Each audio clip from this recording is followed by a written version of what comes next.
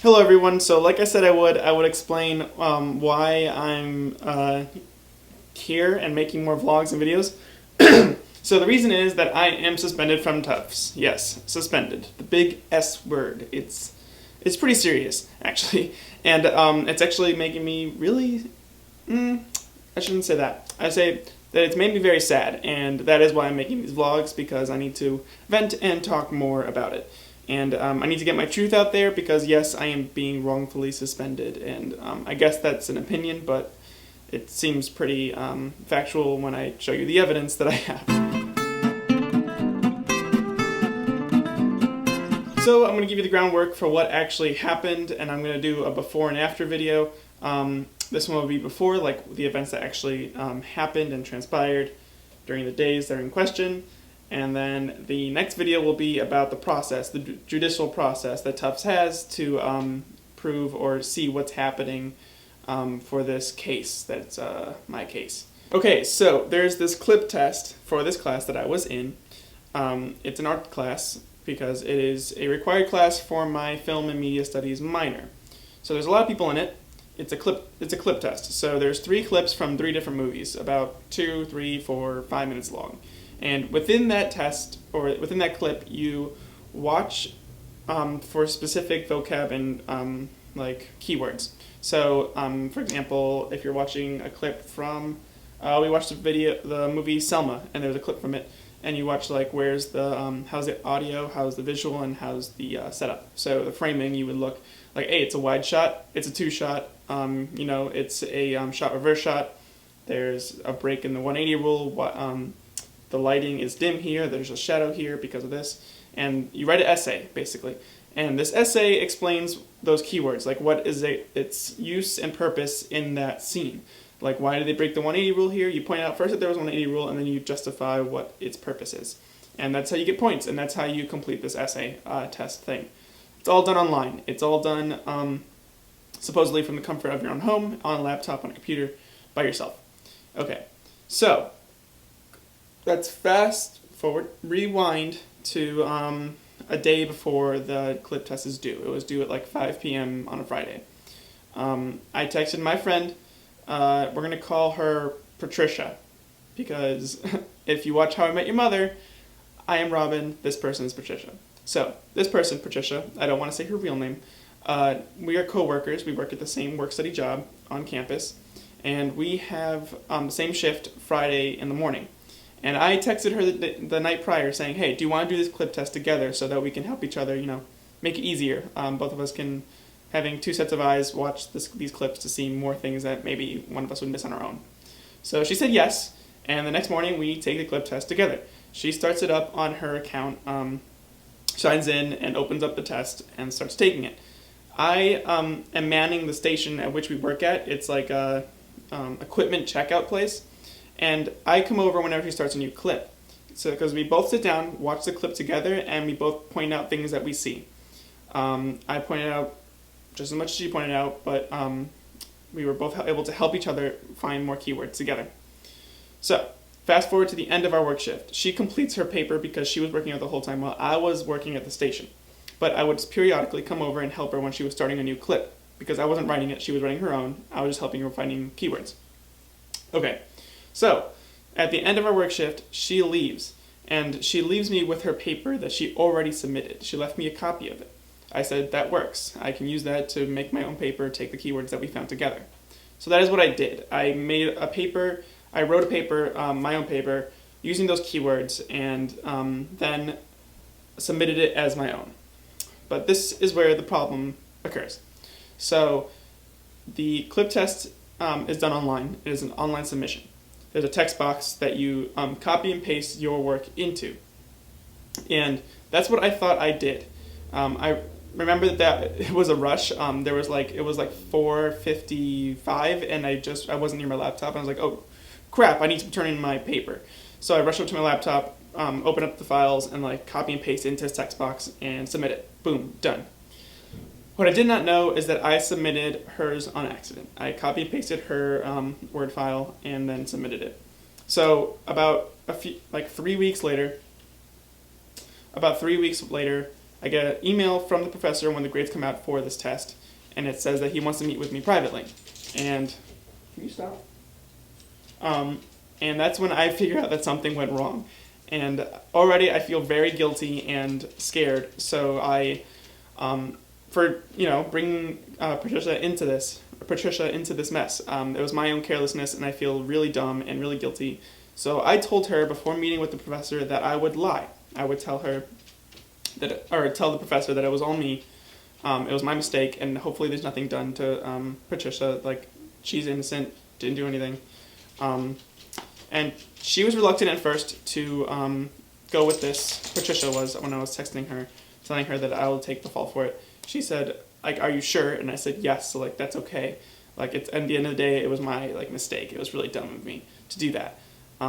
Because I was worried that we were going to get in trouble for collaboration, because it was supposed to be a test that you take on your own. And so, after that, we meet with the professor, and yada yada. I tell them that I submitted hers because I was in a rush for time.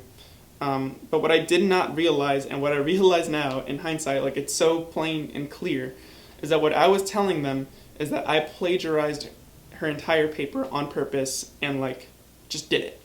I don't know, it's really weird to think about it like that, because at the end of the day, it was a word-for-word submission. Like, if someone opened up her document and my document, they were word for word, and that's because I copy and pasted it. So, like, it would be alarming if they weren't word for word. So it's surprising that someone would think that I'm that stupid to, like, submit someone's paper that's word for word. I don't get it. But moving on, the professor then moves this to the next level, which is the Dean of Affairs. He has to report this as an incident of plagiarism. And that's when I realize what's happening. I realize that, oh shit, I might get suspended / probation. I was expecting probation. I expected some type of punishment because, yes, there was, like, we did do something bad. But I was too worried about having her get in trouble for something I did, that I was making the wrong mistakes. And so, meeting with the dean, I decided to tell the truth, the entire truth. And I met with Patricia beforehand. Before meeting with the dean, I told her, I'm going to tell the truth. And I think it's best for both of us if we just tell the truth. And she agreed. She said, yeah, I completely agree. I'll tell him the truth. I was like, sweet, I'll tell him the truth too. So meeting with the dean, I tell him the truth, and I tell him, we met, like, we decided to work on the test together because we wanted to go over the words together. We thought we would help each other. I submitted hers on accident. I did write my own paper. Just what I just told you guys, I told him. The problem is that with him, he had the professor's story, which was that I submitted hers on purpose and just in a rush of time. So in his eyes, I was already guilty in a sense of plagiarism, and it just seemed at that moment, it must have seemed to him like I was just trying to get myself out of trouble, which is problematic. But I would say things like we worked on it together, she collaborated, we collaborated, and then he said, like, well, if that's true, some punishment might fall on her. And I said, no, well, I don't want anything to happen to her because, she didn't do anything wrong, in the sense that, like, yes, we both collaborated, like, okay, we're both guilty in that department, but she didn't do anything after that. Like, it was a simple mistake. A lot of people on Tufts campus, on university campuses, on academic campuses, help each other with homework assignments, tests, if it's easy. Like, not in the sense that, like, she wrote my paper, I took it, and I submitted it. It was, we both helped find content together. We both learned the content that was from the test, like the vocab words and stuff. Like, we both learned it and, like, went through it together. I realize that's not allowed. I'm just saying in the sense that I didn't maliciously purchase her essay or purchase an essay online or copy and paste one on purpose and submit it as my own, which I would understand is reason for, like, rounds of plagiarism because, that's what plagiarism is. But getting back to the dean, he was constantly just trying to make my story seem false, trying to, like, really, he thought I was lying, and so he was trying to keep, like, probing questions is what he says they are, to see if, like, I'm really, like, believing myself, and I didn't know how to take it. It just felt like I was talking to a wall. Like I would say things like, yeah, we worked on it together. I wrote my own paper, she wrote hers. I submitted hers on accident. And then after that, he actually printed both of our submissions. He printed her paper and he printed my paper that I submitted and showed them to me. And was like, do you know that these are word for word? And I was confused. I was like, are you not listening to what I just said? Of course it'd be word for word. Like I'd be alarmed if they weren't word for word, because apple C, apple B is supposed to be, perfect every time. So things like that. So overall, I didn't feel great about it, but it felt like I got my message across. And I was like really certain with her story that when she meets with the dean separately, that her story and my story will match up, and they'll see like, oh, this isn't plagiarism, this is a mistake, and it's just collaboration, but the collaboration is still, punishable. So after leaving, I felt up in the air, but still solid. Like the truth, like at the end of the day, I didn't plagiarize, so like what really can happen?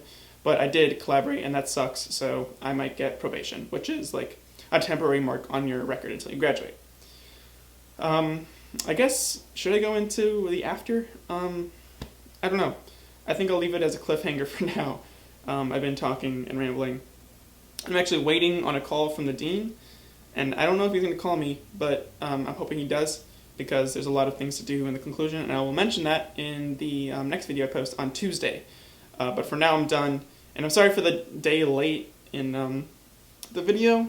I just released a Minecraft video, and now I'm making the vlog. It's a day late, sue me, but, got busy yesterday.